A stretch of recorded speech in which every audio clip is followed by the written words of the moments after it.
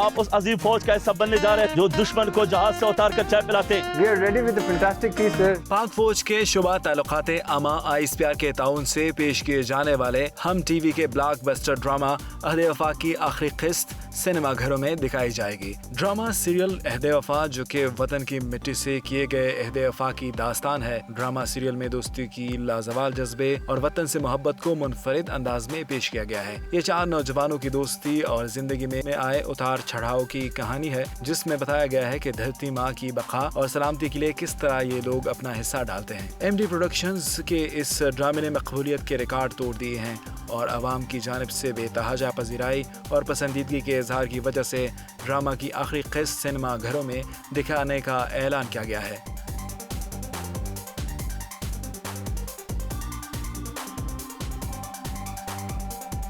आखिरी किस्त का ट्रेलर ISPR ने YouTube चैनल पर जारी किया है, जिसमें हुमायूं सईद आर्मी अफसर के रोल में गिरफ्तार भारतीय पायलट अभिनंदन से सवाल और जवाब करते हुए दिखाई देता है। I am not supposed to tell you that, Major. You are supposed to tell me everything, Wing Commander. मैं बाथरूम जाना चाहूँगा, मेजर।